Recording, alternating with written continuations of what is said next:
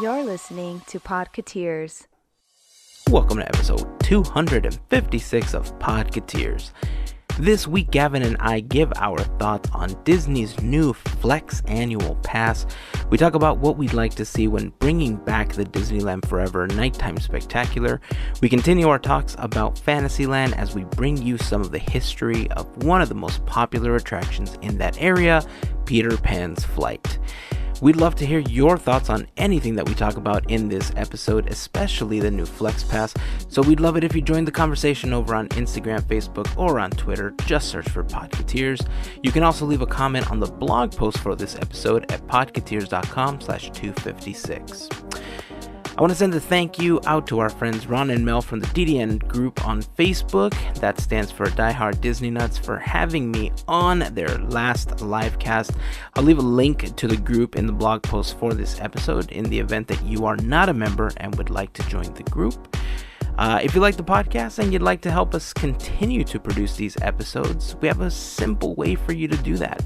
The next time that you need to buy something on Amazon, start your purchase by going to podketeers.com/Amazon.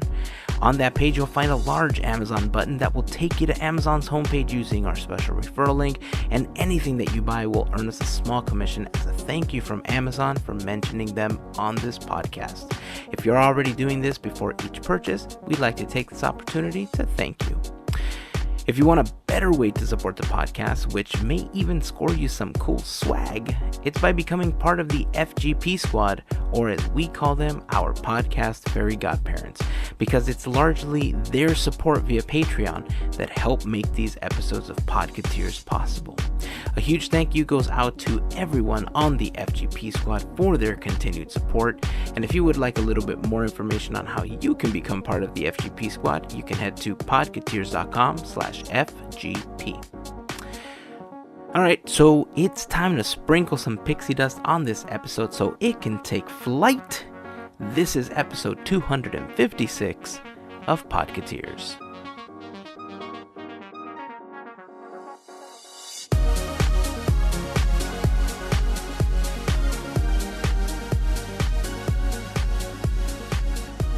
Live. Step into the magic. Step into the magic. What is that from? Nailed it, right? I don't know. What is From that from? every single Disney thing ever. That one in particular is from Disneyland Forever, which apparently is coming back for a very limited time this year. That's a fireworks show, right? Yes. Really? When's that coming back? Sometime in the summer, I believe. What? They're gonna pause Get Your Ears On celebration for that? Apparently it's coming back in June, and I don't know how far past the rumor stage it is. But honestly, I would like to see it back, even if it was for a month or two, just kind of for the initial summer months. Quite frankly, because Disneyland Forever is one of my favorite nighttime spectaculars in the park. It is one of my favorite fireworks shows. The projection mapping, I feel, was the first time that they really stepped it up and they just took full advantage of that technology. And so now, it's commonplace to see it as part of all of the other spectaculars. We're seeing that with Mickey's Mixed Magic, and we've seen that with, the Pixar Fest stuff that they did. But I kind of feel like it's the show that started it all for projection mapping. Is that... Even though it's really not, but... Is that the one that they came out with for the 50th? Yes. Okay, that's what I thought. I know... 60th. Oh, 60th? 60th? Yes. Oh, Okay, I did see that one. So that was the one where they had all the projections down Main Street, and they had, the inflatable coral come up and stuff like that, Yeah, right? like the buildings dancing and all that stuff, yeah. Yeah. I liked that one okay. I liked the one that was basically like a tour of Disneyland that I think they did for the 50th. where it was like they had highlights from Pirates and Yeah, that's a really great one too. The audio from that one is spectacular. and Star Tours and all that. Like Yeah. Doo-doo-doo-doo. yes, I liked that one a lot. Dead men tell Yes. no tales. Do-do-do-do-do-do-do. Oh, it's so good. That one was cool. But wait. Okay, I'll give you that. I thought, though, that we understood that they were kind of going away from fireworks with the opening of Galaxy's Edge because they don't want to have to close Galaxy's Edge for a fireworks show, and I feel like they would have to, right? Unless they figured out a way around it, or we might be seeing the emergence of Disneyland Forever with new laser technology in the sky. I do like lasers. With full drone technology. That would be awesome. I mean, the drone technology isn't something that we haven't seen before, right? I mean, here in Anaheim, not yet, but at Walt Disney World, they had the Starbright Holidays show just a few years ago, and they had just 300 drones just take to the air and put on this amazing show. I mean, if they brought Disneyland Forever back at that capacity, I'd be all for it. Simulating fireworks, That could be version cool. 2.0. So what do you think? They would lift up like a screen that they could project on? Is that what you're thinking? No. Here's the cool thing about those drones. The way that Intel designed them is they all coordinate and they move into specific locations and they flash certain colored lights to make designs in the sky. So theoretically, depending on how many you have in the sky at any given time, you could simulate like fireworks bursting, and you could simulate faces and other shapes, which in turn is actually cooler because most people, depending on where you're standing, might not see the projections down Main Street on the castle or on the Matterhorn. So allowing the ability to see these designs from farther away, I mean, that's a pretty magical experience. That's true. That could be cool. And if you happen to be seeing them from the Hojo, you just want to go into the park because then you want to hear it with the music, right? Yep, definitely. Yeah, I've seen the fireworks from outside the park a couple times recently. Once from a Target parking lot, and then once from somewhere else, and it made me want to go back and watch Mickey's Mixed Magic, which I haven't seen in a couple months now. So, yeah, I got excited. But I did go and see Philhar Magic again today. And Nice. It was just as awesome as I remembered from 2 weeks ago. 2 things I have still yet to see. Oh, man. I forgot you haven't seen Mixed Magic yet either. Uh-huh. Dude. Yeah. Oh, that I know. hurts. Look, if my record needs to remain intact, obviously I'm going to go watch it the final 2 weekends and then frantically try to record it and take pictures of it because that's what I do apparently. Yeah. I mean, you got a reputation to uphold, so Right? stick to it, dude. But, I mean, as long as it's around during the summer months, I should be able to go because it'll be easier to go maybe even on weeknights because the kids are going to be out of school. Summer vacation is and can be a wonderful thing at times, which actually brings up an interesting thing that I read about this weekend, and I'm sure that you've heard about this. Disney's new Flex Pass. Yeah. That's a really interesting direction that they're taking with this thing because it's pricing wise, it seems to be going in the opposite direction that they're normally going in. Right. Yeah, it's basically they've added a new tier, it seems like, and I don't feel like I fully grasp the rules of it, but the general understanding I have is that it's more or less a super blocked out pass. I think you get about half the year or something like that. But then you've got these limited numbers of opportunities where you can make pre-reserved dates to go, like twice a year or something. So like during a blackout time, right? Yeah, something like that. I mean, really the most blocked out pass is the SoCal Select Pass, which I think runs around $3.99, which is a couple $100 cheaper than this new Disney Flex Pass that's about to roll out. But the SoCal Select, I think, really only gives you access to the parks like 60 days out of the year. Holy cow. Which is kind of ridiculous, actually. This Flex Pass, it's my understanding. First of all, it's supposed to go on sale on May 21st, which is a couple weeks after this episode launches. Mm-hmm. And it's my understanding that you can go anytime, most Mondays through Thursdays. And the key there is most, because what they're trying to do is they're essentially trying to lower the demand during the summer months. So most weekends and high demand days, weekends, obviously, are not going to be available for you. Very similar to many of the lower tiered passes that currently exist. But this one, if you go on what they're calling good to go dates, then you have nothing to worry about. If you happen to go on one of the days that requires a reservation, you will be able to place a reservation up to 30 days in advance, and each reservation is supposed to be good for up to 8 pass holders, which I don't know if they all need to have Flex Pass or if some of them could have, higher tiered passes, but you can make them part of your reservation because you want to go together. It doesn't include parking, but I think they will offer 10% discount instead of the 15 and 20% that you get with some of the higher tiered passes. If you set a reservation and you just don't show up, they are going to penalize you. So apparently, if you make reservations within a 90-day period, you're allotted 3, and you just don't show up to the park without properly canceling them, which you can do up to like 11:59 the day before your reservation, they may block your pass from making reservations for a 30-day period. Ah, okay.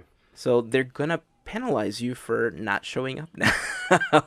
Interesting. Well, they're penalizing you from like bogging down the system by making reservations that you're not using. It's like people that use up fast passes and don't actually use them. I wish there was a better way to police that as well. Yeah, that would be good, because I do feel that there are many times that we've tried to get a fast pass and things just aren't available anymore. Yeah. But yet we go to the fast pass lines and it doesn't look like there's that many people, for it to say that, right, it's completely sold out or it's unavailable. So I get what you're saying. So yeah, man, this new pass launching very soon. Again, it's really interesting, especially considering that it's on the heels of the ticket increase prices that we saw back in January, which raised ticket prices, about 25%. Right. So this is my thought. I wonder if this is coming out because we've had the new annual pass prices now for 3 months since they did the increase, something like that. And I wonder if they haven't sold as many as they projected. So they feel like they've got to come out with a new option to try and capture some of the losses, Oh, interesting. Because that's the only thing I can think of is why would they need yet another pass? Because it kind of sits in between a couple passes and serves 2 different purposes, but in a way it's not much different. So I feel like it's probably that. And I would rather them do that than possibly hiking prices again. Yeah. Try and come up with a new product that they can sell more of.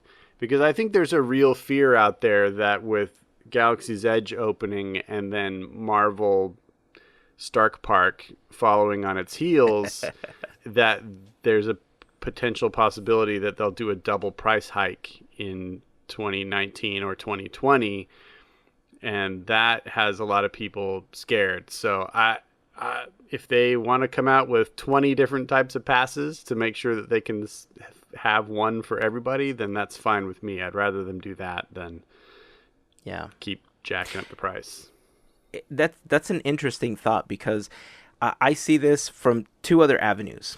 One, the first question that I have about this pass is, will you have the ability to get it via monthly payments like the other passes? Because if it doesn't have the ability to do it on a payment plan, I wonder how popular it's going to be. Right. The second thing that I thought about when it comes to this pass is, I feel like this one in particular is geared towards locals. Because locals tend to go Monday through Thursday anyway, because the park is already less congested.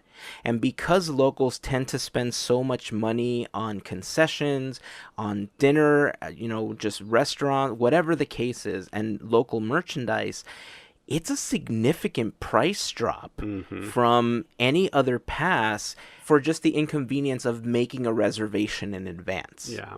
You see what I mean? And to be penalized to not go during the summer or the last 2 weeks of December, that's something some of us already face with our current passes. So if you think about it, $5.99 for that price versus if something's going on, let's say that in July, they're having a celebration for Disneyland's birthday, and you couldn't get a reservation for that day. If you bought a one-day ticket, you're still coming up on top over the $1,400 pass price. Yeah. So I feel like this is more geared for locals than anybody else. Sure.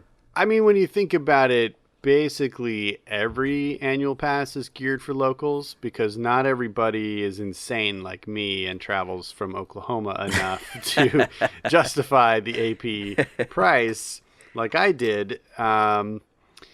So yeah, I probably 95% or more of annual passes are more or less locals, or at least California residents, Right. Maybe some Nevada residents here and there. Maybe some Arizona, I guess. I mean, yeah, exactly. Maybe some Arizona, maybe even some like Mexico travelers. I don't know. It's because we're not that far from there either. But yeah, it's mostly locals. So That's fair. But I get what you're saying, because they're the only ones that are going to have regular capability of attending during the week. Yeah, I mean, overall, I think if we go during the week, it's obviously going to be less congested. If I didn't live so far away, I think it would be easier for me to want to go during the week, because doing simple things like I want to do, like, film Mickey's Mix Magic, for instance, for the YouTube channel, would certainly be much easier and less crowded for me to do that. Yep. And having this pass, I guess, would just force me to go during those time frames, right? Because I know that certain weekends and certain times are going to be blocked out, and if I can't get a reservation, obviously I'm going to want to go on the days that I'm allowed to go. Yeah. So is that something you think you're considering because of the price point? I wouldn't completely take it off of my radar. Okay. All right. It's just, we're so spoiled, but it's so hard to take away that freedom of, at any moment, if you're available, you can just go. That is true. That is true. And it is a freedom that we would have to give up. Yeah. But, I mean, when you think about it, having that freedom for 4 passes becomes a burden after some time. And the more that they keep raising these prices, if they end up doing a second price hike in 2019 or in 2020, which is almost inevitable, I mean, do we go enough to justify that cost now? I haven't been to the park all that much all year. Yeah. I've been there once or twice. Yeah. And unless I start racking up those visits, is it really worth it? Like, how many times am I really going? That's true. And that was a conversation that I had with someone recently, where they said, hey, look, I'm considering getting a pass. I want to be able to go whenever I want. And I asked them, how much are you really going to go during the year? Realistically, how often do you see yourself going? And when are you going to go? They said, well, I work on this other thing on weekends, so I don't have that many weekends off. And I said, well, right off the bat, you can already shave off the top 2, because if you can't go on weekends, they're blocked out for all of the other ones, so save yourself some money. And now with the introduction of this pass, it's almost a perfect fit for them, right? This is like the Cinderella shoe of passes for that person. Nice. And so I don't know. I think when we get to the point of renewal next year, depending on what happens with pricing, it's a pass that I'm willing to consider, especially when I start looking at how many times I personally went this year. You know, because before I felt like if there's something that we need to talk about, if there's something that I need a photograph or video or something, I felt like I had to go because I was really the only one with a pass for a really long time. But now all of you have passes. Yeah. You know, so I can get you guys to report on it even if I can't go. So I feel less pressure now than I ever have. And do I want to see the stuff for myself? Of course I do. Yeah. But I feel less pressure to have to talk about it because I know that I'm going to get a point of view from you or from Mel. You know, whatever's happening, you guys pretty much have covered. So yeah, it's not a pass I'm going to completely take off my radar. Let me just end with that. Got it. So, well, I mean, what it really sounds like to me is that your kids really need to start pulling their weight and getting some jobs. That's what I'm saying, man. I've been telling them that for months now. I mean, they can, they can read and write. They can work. Dude, I'm telling you. I've been having this conversation with them for a long time now. As soon as they turn 2 years old and they could walk. Now listen here, you little mooches. Yeah, it's time, guys. It's time. Start pushing that lawnmower around. Start making some Saturday money. That's hilarious. Well, speaking of covering things that are happening in the parks, I saw something today that I had no idea had happened, and I don't know how I missed it. We've been talking about Fantasyland this whole month, obviously, and so I went today to do a little homework to be prepared for today, since we're talking about Peter Pan, and I actually wrote it, which was, I think, my first 2019 Peter Pan experience. Ooh, actually man. had a decent wait time. From the moment I stepped in line to the moment I got out of line was 30 minutes. Till not out of line, but till I exited the ride, it was 30 minutes from start to finish. Wait a second. Right? What? Yeah, I couldn't believe it. It was less than 17 hours? Yes, it was. And I don't know why, but it was great. So I enjoyed that. But while I was tooling around Fantasyland, I was also like looking at every nook and cranny so that I could have, I could keep my record intact of winning every Armchair Imagineering episode. So I'm already prepping for next week. And I rounded the corner where one of my favorite restaurants used to be, and that was the Village House restaurant, themed on my favorite Disney movie, Pinocchio, and which has been turned into the Red Rose Tavern. Well, for a long time, the last year or two, it has been like in temporary status, and they had basically a banner draped over the front that said Red Rose, and even the interior decorations were hanging over the top of the paintings on the wall that were Pinocchio themed. Well, I didn't realize that they'd made all of this permanent. So they've got a new like permanent sign out front and a permanent sign above the entrance, and then the interior they've done as like it's a brand new restaurant, it looks like to me. Like they have new murals on the walls with the characters. They have like a cool like antler display for Gaston. They've got like shelves with like the books fireplace up thing around it. Yeah, like it looks beautiful in there. I'm still disappointed that there's less Pinocchio, but there should be Beauty and the Beast in the park. I mean, it's a standard at this point.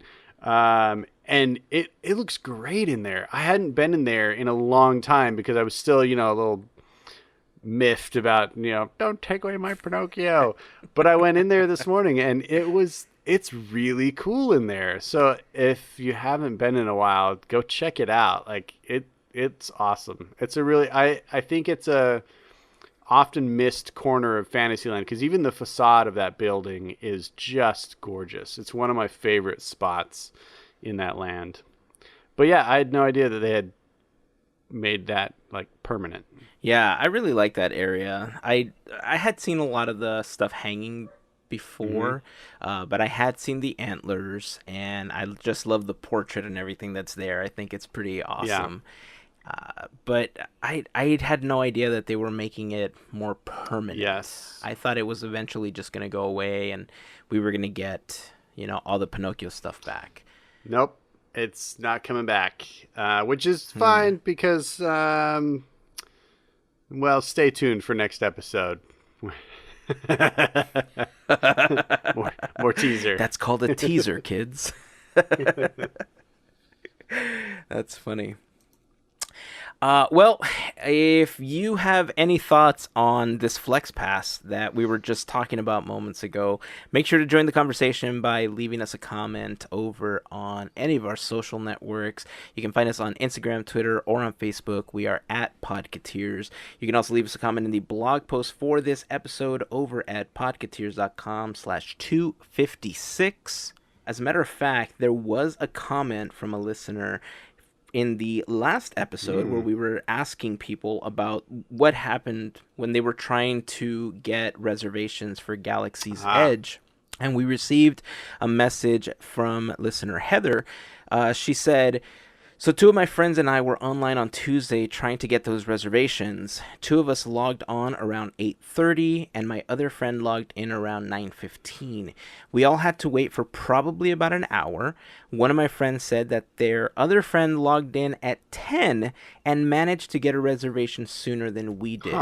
Every time my computer at work refreshed itself, I saw it out of the corner of my eye, and I jumped a bit. But needless to say, it looks like she was just waiting and waiting and waiting. She didn't comment whether or not she did get reservations, but it seems that, like Mel's experience, even if you logged in after and you just kind of self-refreshed, it almost seemed like you had a better shot of waiting for the auto refresh. Yeah, it's weird. I don't really know what happened there, but I feel like the what do they call it? The digital queue was more or less just an effort to stop people from refreshing on their own so it didn't bog down the system or something. But it seems like every single person had a bit of a different experience. I know when you mentioned that, the idea of trying to force people not to refresh as often so that they wouldn't crash the website, I thought, maybe, but I just feel like they have this cool new technology in the background. And dude, now that I'm hearing more of people's experiences trying to get reservations and people getting them so much later that weren't waiting, I think you're right, man. Yeah. I think they did a good job of dropping a veil in front of everything. Yeah. So, it's like the Wizard of Oz. Don't look behind the curtain. Totally. Totally. Heather, I hope you got your reservations. Me too. If not, we'll see you in late June. Yeah, and if you didn't, I hope that friend that did get them after 10 invites you as one of their guests. Indeed. Okay. I think we can jump into our topic for this episode. What do you think, man? Cool. Let's do it. Yeah. Dude, there was so much that I wanted to talk about regarding the history of Peter Pan's flight, but kind of like you talked about last week, there's so much that we can talk about that we'd be sitting here for 6 hours just discussing the entire history. So trying to compress that down to a nice little chunk that we can listen to right now was the most difficult part. But before I got into the actual attraction stuff, I did want to talk about a little about what led to it, obviously. So, you ready? Yep. So, here we go!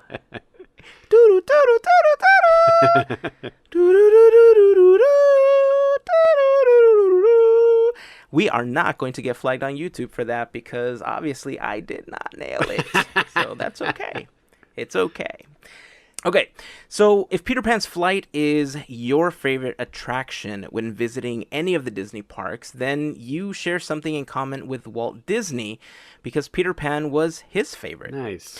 See, long before Disneyland or even the idea of animation was in a young Walt's head, he was just about 12, maybe 13 years old when a traveling play company passing through Marceline put on a production of Peter Pan. And Walt was instantly enamored by what he saw. So much so that he ended up playing Peter Pan in a school production himself. Nice. And there's even some quotes from Roy talking about how he hoisted him up on these ropes and gave the illusion of flying and everything. So even back then, man, Roy and Walt, super tight. Just saying. Around 10 years after playing that role, he saw a silent film in 1924 that reinvigorated his love for the franchise because all of the special effects that were used in the film. Now, remember, around that time, the Disney Brothers studio had already built some rapport because of Oswald the Lucky Rabbit and the Alice comedies. So, of course, Walt thought, I have to animate Peter Pan. Because why wouldn't he, right? So Peter Pan was originally slated to be the studio's second film after Snow White, but due to issues acquiring licensing rights, it became the studio's 14th Holy cow. animated feature. I didn't realize 14. it was 14th. It seems so much earlier to me. But yeah. Yeah. That's crazy. Well, the crazy thing is it took them about 4 years to acquire the licensing rights, but so many other films came in between it. Plus, it actually was the studio's 20th film because if you remember from the Wet episode, they had started to dabble in live action. So 14th animated, 20th film overall. Ironically enough, Peter Pan became the studio's second most successful film behind Snow White. Nice. I know, right? So in that entire time frame, Walt knew that he wanted to do something with the boy who wouldn't grow up. And in 1953, he finally got his film. Now, as you may recall, if you listen to episode 250, this year was also significant because it was also the year that Walt's ideas for Disneyland were already going at full steam after changing the name of WDI to Wet Enterprises. So, of course, he was going to incorporate Peter Pan into the plans of his brand new park.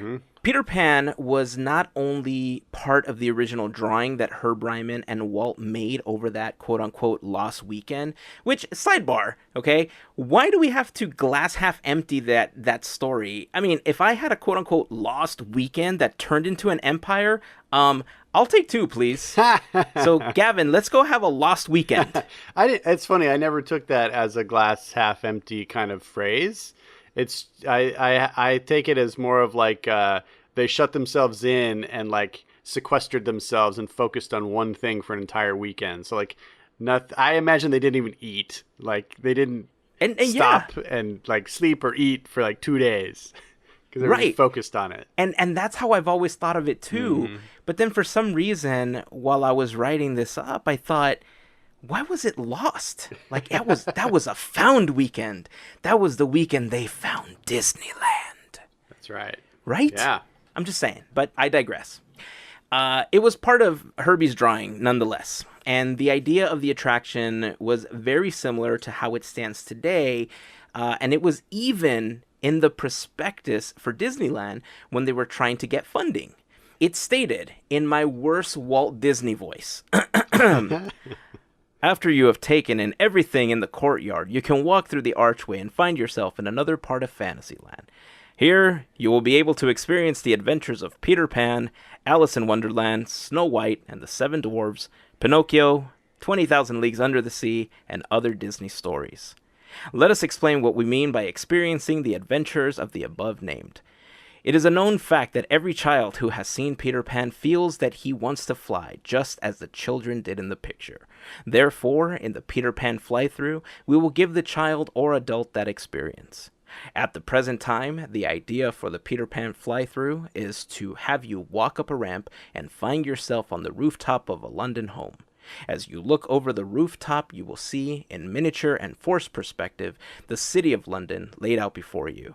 There will be an overhead monorail system that will have a little ship-like car, such as used in the picture, After you have been seated in the car, you will literally fly through London, and as you pass Big Ben, it will chime.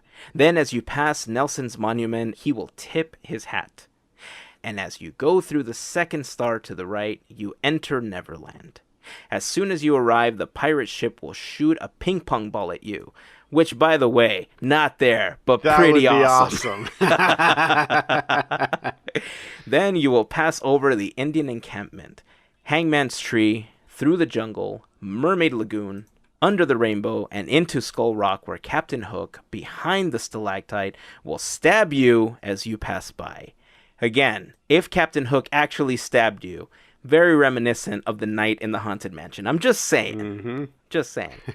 The alligator will snap at you and Mr. Smee will shoot at you, but Peter Pan will guide you back home, and you have experienced the adventure of Peter Pan. I mean, from the very beginning, it really seems that it was kind of nailed down, right? Yeah. It also sounds like it was a 30-minute ride. Yeah, but I mean, having Captain Hook stab you and having a ping pong ball shot at That's a cool idea. Somehow that needs to be incorporated. Yeah, that would be amazing. So cool. Yeah, it strikes me, I'm going to inject here for a second. It strikes me that the magic of Peter Pan is that, you're on a suspended track, as if you're flying through the attraction. And it's been a long, long time since that type of technology has been used in the park, because anytime we fly now, it's in a simulator fashion. It's like Soarin' or Star Tours, things like that. Those are or like Flight of Passage. Is that the one in Avatar Land? They're all simulator based. But I think it would be just as magical today if they created something new where it's just on a suspended track and you were going at a more ingestible pace where you can see beautiful sets like we do in this dark ride. I would love them to do something new with that same kind of ride system, personally. I'm pretty sure that we're going to end up getting something similar to that when they open the Marvel area at California Adventure. Really? Because we've seen Disney file patents in the last couple of years where they have a suspended track attraction that swings like a pendulum. So originally the way that it was described for the patent was you were kind of swinging around like Tarzan, but really because of where we are in the Disney/MCU, it feels like it's more of a Spider-Man attraction than anything else. Right. So I really feel like that technology is going to be coming into DCA at some point, and it isn't going to necessarily be dark ride, where we're having this forced perspective flying over Neverland. We are going to be suspended, but it's going to be more of a projection mapping type situation.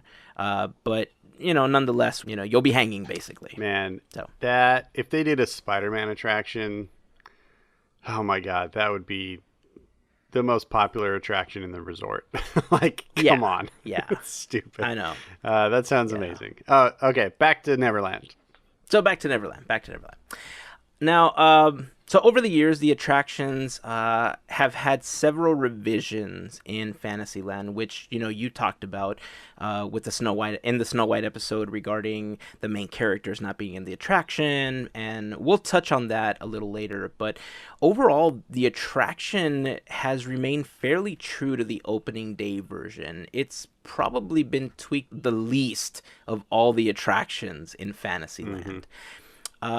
When the designs for Fantasyland were originally developed, the Peter Pan fly-through was staged next to the Alice in Wonderland walkthrough and just across from the pirate ship.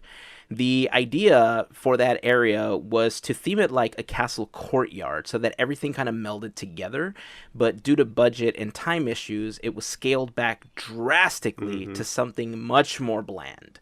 Still awesome, but much more bland. Yeah, I agree. It was actually quite pretty when you look at the pictures from that era, but as compared to what Tony Baxter and co. did in the 80s, it's not even close. Like, they brought the level of theming up to probably what Walt had envisioned in the first place. Right. Yeah. Right.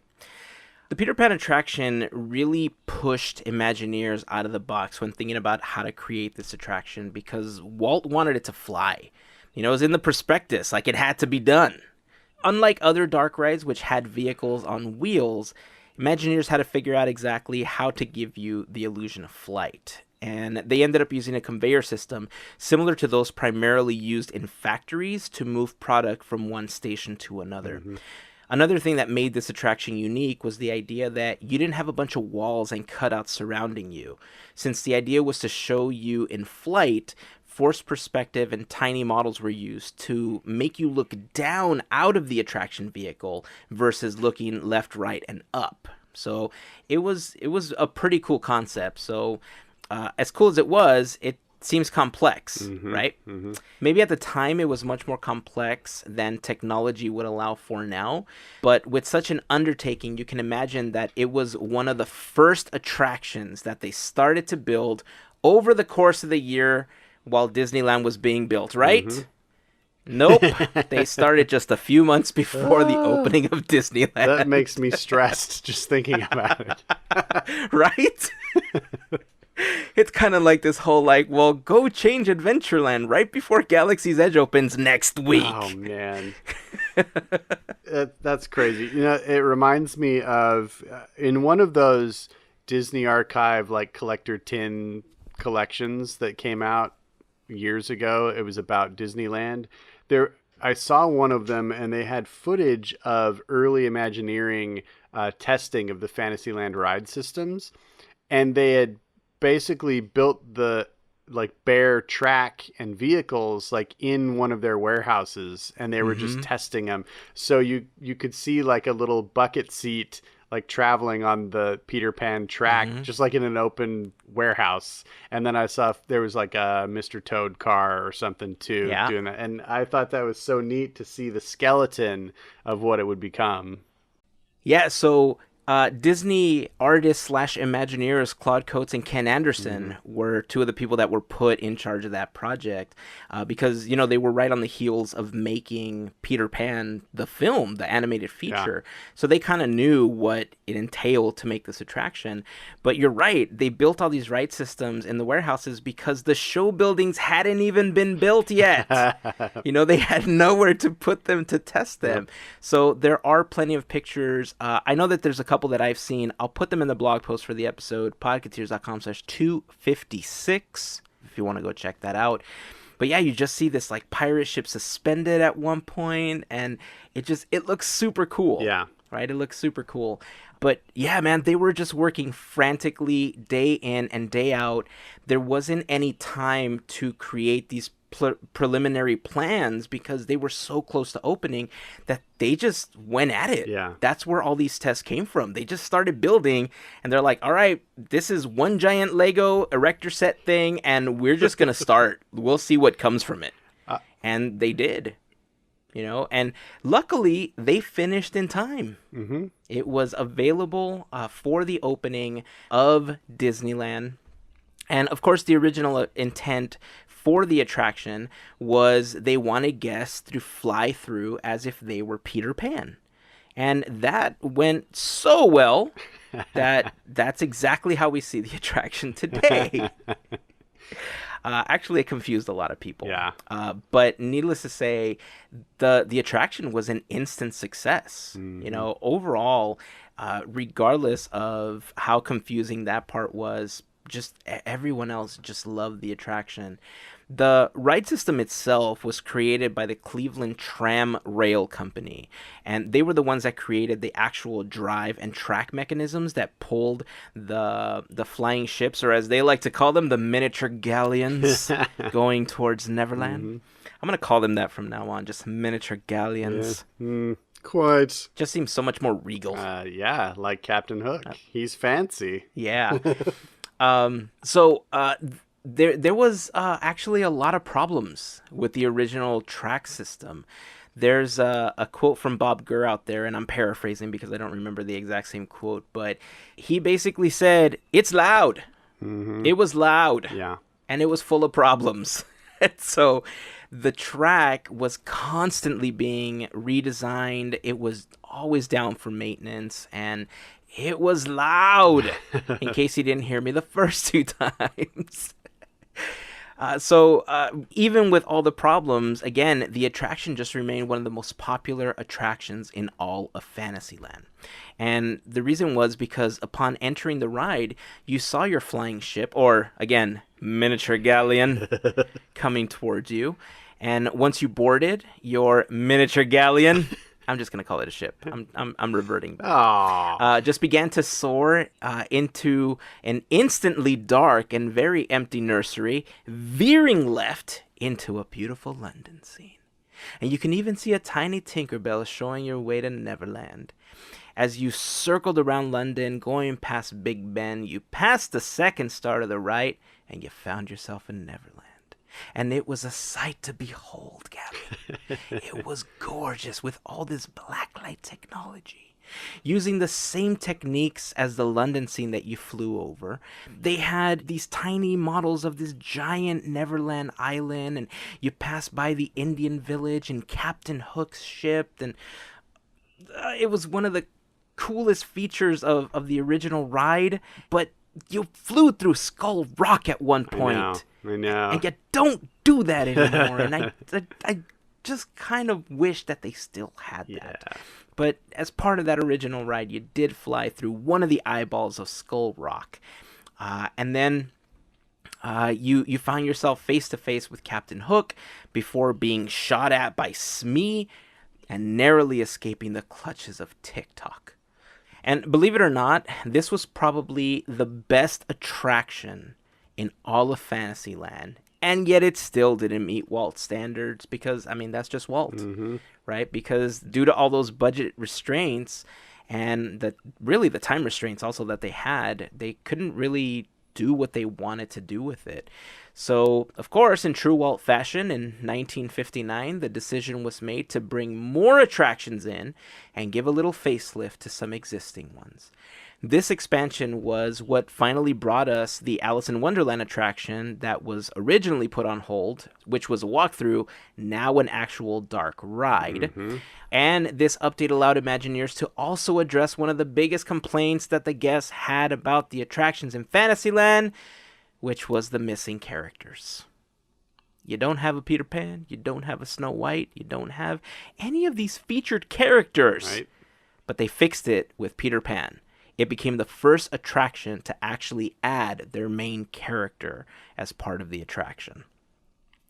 So ironically, Peter Pan was actually part of the original concept art. Shortly after flying by Smee, there was supposed to be a fight scene between Peter Pan and Captain Hook, but with all the confusion about who you were supposed to be and whose point of view it was, that's what prompted them to add Peter Pan to the attraction. And I'm kind of glad because all that original artwork that Herb Ryman had made back in 1954 was great. You know, and Marvin Davis, I think, also had a bunch of concept art that they never originally added to the attraction, which had like Crocodile Creek and Hangman's Tree. And, you know, this update began the restructuring of the attraction to include a lot of that stuff that was missing from the original concept art, which I thought was super cool. This change also added more elements to the nursery scene. So they added moving vehicles to the London scene. They added Big Ben. Skull Rock was moved.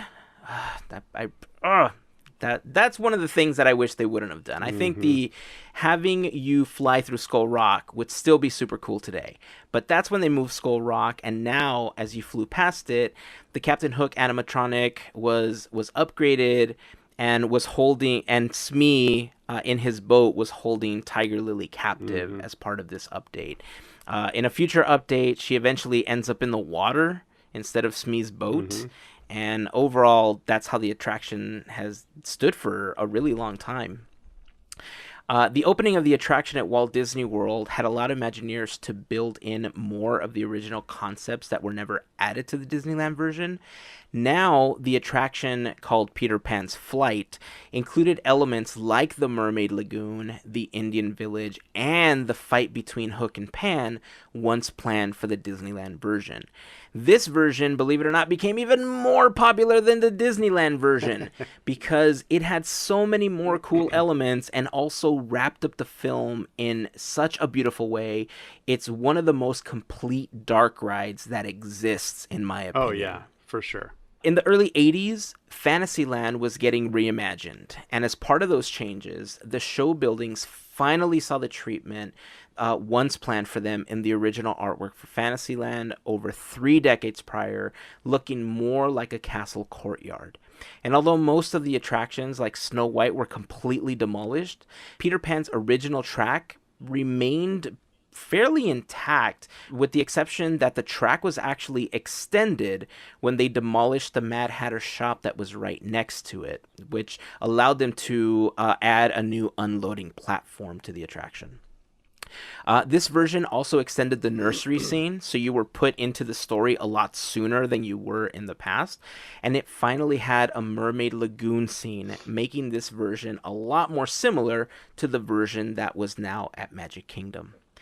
On February 2nd, 2015, the attraction closed once again for refurbishment and reopened 5 months later with new animatronics of Wendy, John, and Michael flying above John's bed in the nursery, previously where they were all just kind of sitting on John's bed and Wendy was sitting in a chair next to them, like telling them a story.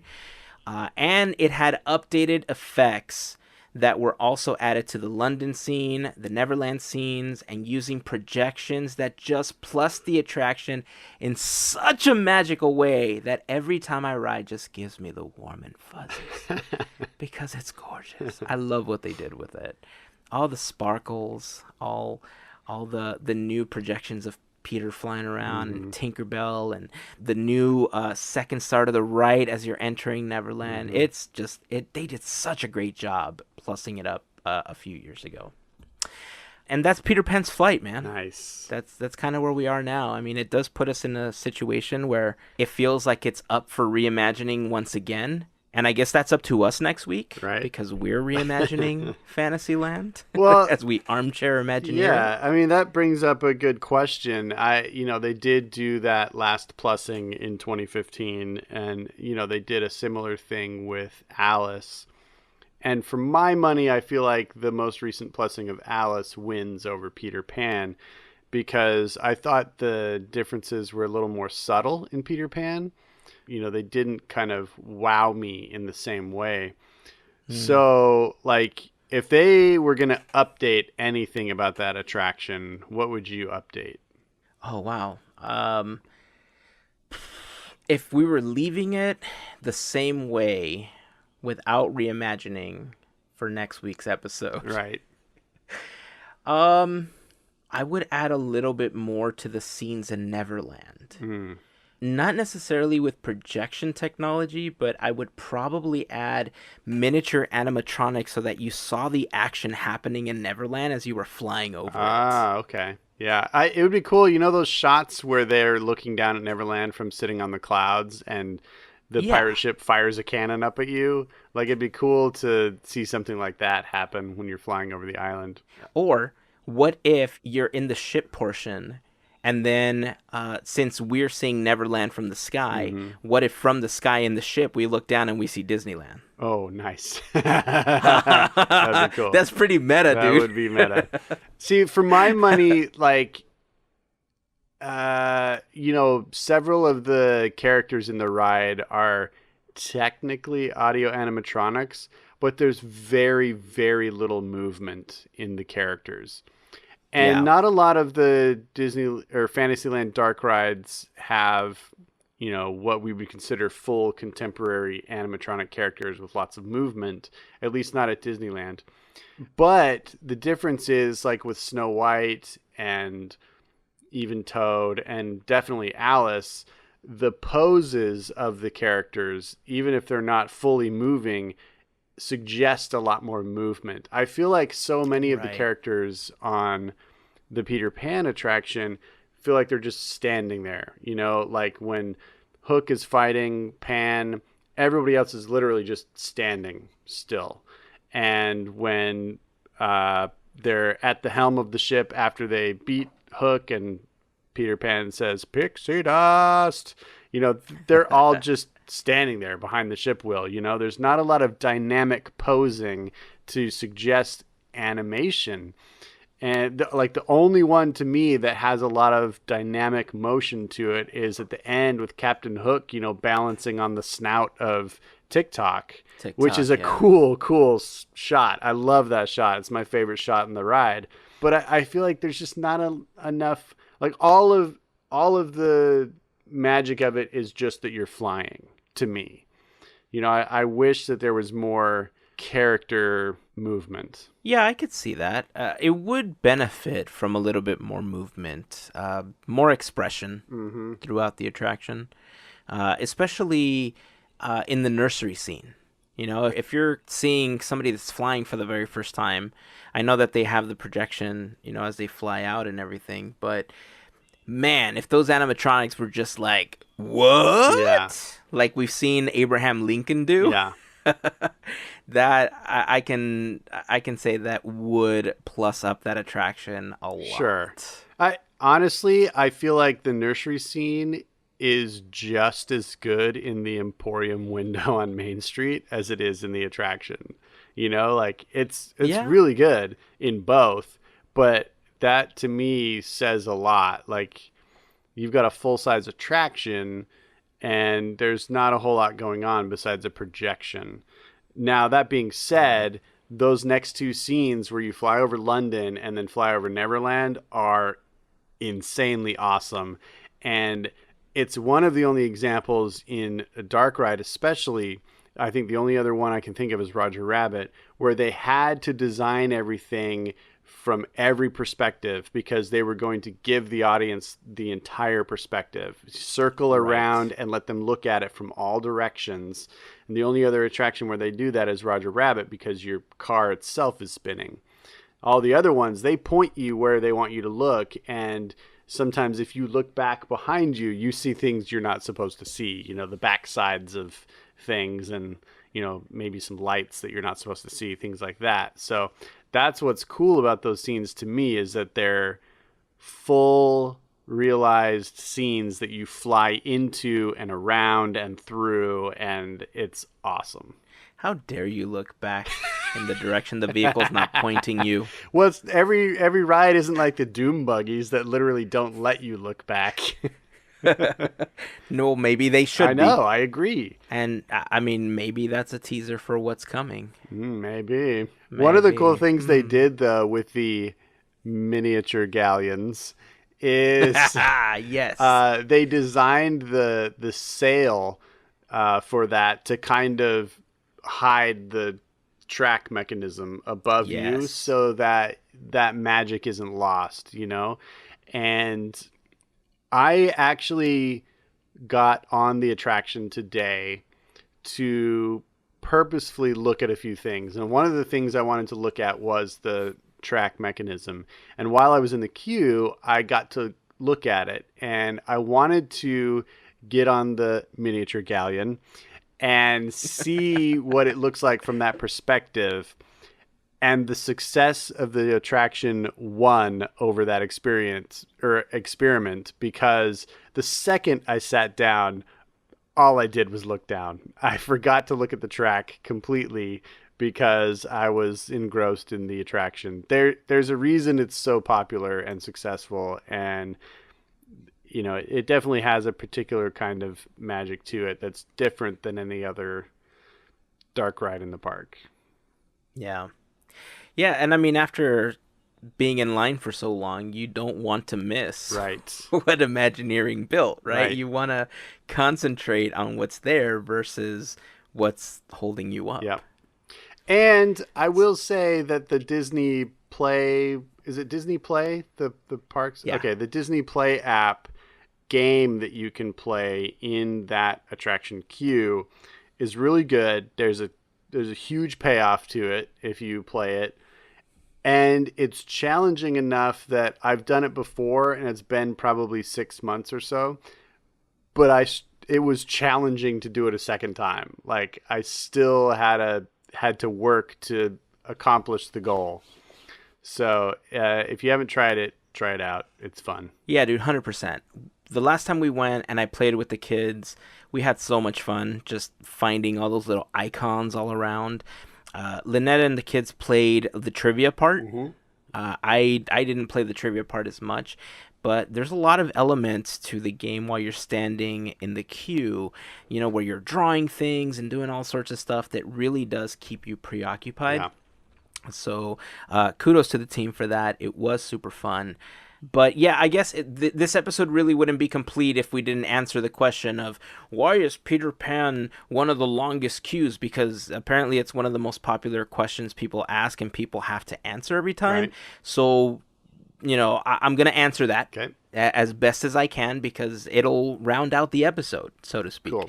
So for starters, the ride capacity per hour is much lower than other attractions in the park. That's primarily the reason. I know we joke about it, but really it's because it just can't pipe through enough guests as other attractions can. We've talked about how other Disney attractions can load many guests in that 1 hour time frame. This is called operational hourly ride capacity, or OHRC for short. And when you take an attraction like Pirates of the Caribbean, for example, at its lowest capacity rate, it's estimated that just around 3,100 people can ride per hour. And at its highest, you can probably get around 3,400 guests through the attraction every hour. When in comparison, Peter Pan at its lowest gets an average of about 600 riders per hour, and at its highest gets just about 1,000 per hour. Wow.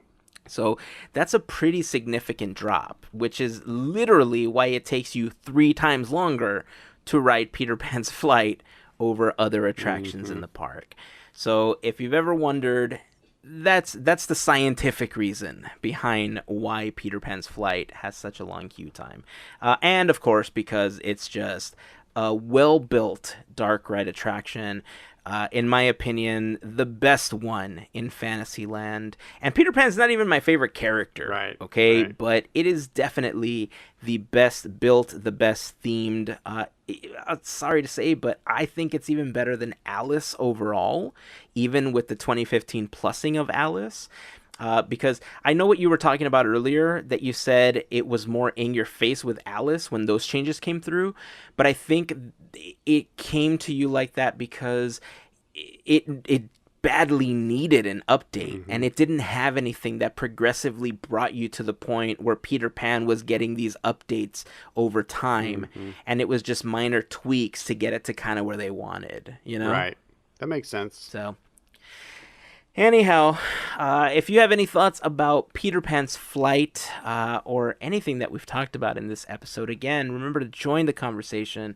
You can leave a comment in the blog post for this episode over at podketeers.com/256, or you can follow us on any of our social networks. Just search for Podketeers, PodKetErs.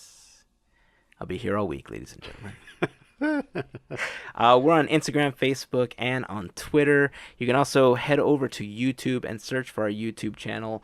I'm in the process of finally updating all of the episodes that I haven't been able to upload there before. So if YouTube is your thing and that's where you like to listen to episodes, first of all, I'm sorry because you are badly behind, but hopefully you've been keeping up with these episodes via any of the other methods that you can get us. We're on Apple Podcasts, we're on Google Podcasts, we're on Stitcher, and we're on Spotify. So if you know anybody that might like our podcast because they just like Disney history and they like banter about the Disney parks, tell them about Podketeers and subscribe them, take their phone and just listen to this. You'll like this. And if you like it, I don't know, Mabel will get a buddy for Waddles every time that we get another listener. That made absolutely no sense. Who needs to make sense? This is fine. Okay, another flight to Neverland takes place. How about that? That's more in keeping with our theme, yes. All right, we'll go with that Nice. one. We'll go with that one.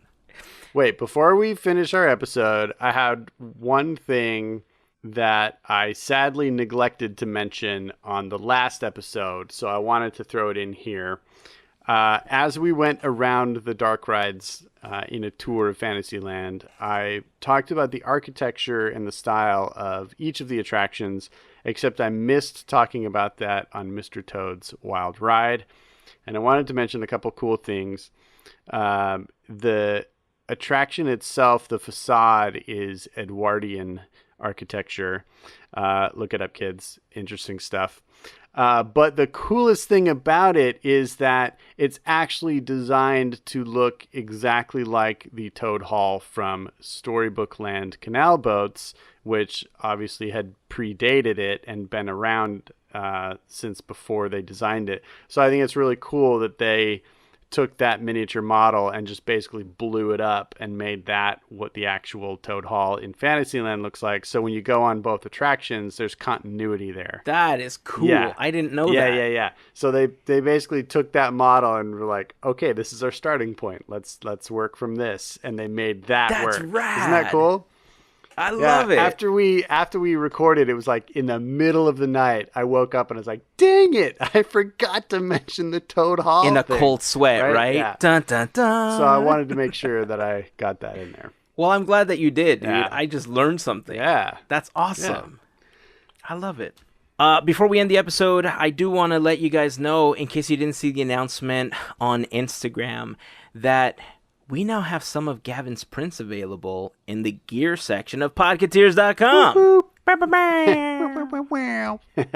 I love it, dude. Yeah, it's very exciting. Thank you for putting the work in to make that happen. It just helps get the word out there that I am a artist trying to make some money. So if you like Disney-inspired stuff, help a dude out. Aren't we all? We Gavin? are. Aren't We are. We are. But I ended up putting a couple of my photo prints up there too, which we ended up using as charity auctions for one of our Teamboat Willie events last year. But your prints, man, it's fine art, dude. Fine art at its finest. I appreciate that. And I appreciate you, letting us put them up there.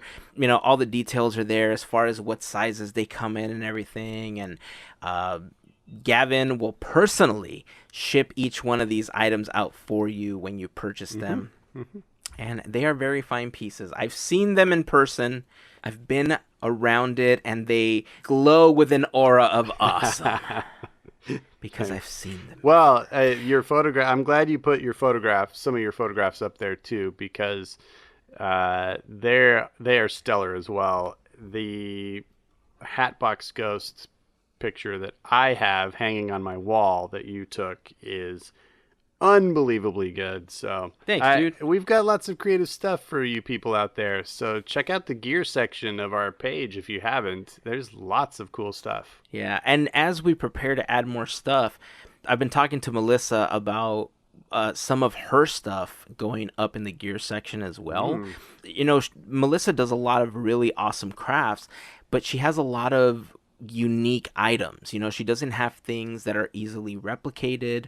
And so we've been talking a lot about having certain items that, she just has available to ship out that we can start putting in the gear section. Because, dude, Mel is so talented. Yeah. Like the models and stuff that she makes are just amazing. Like I don't know, dude. I've known her for several years now, and like all the stuff she's ever had at art walks and that she sells on Etsy is just stellar. So I want to make sure that we showcase all of her stuff as well. And we're just gonna keep adding stuff. We have hats coming soon. Woo!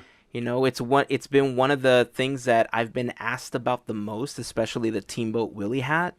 That's gonna be coming soon. Some of you may have seen me post that on Instagram recently.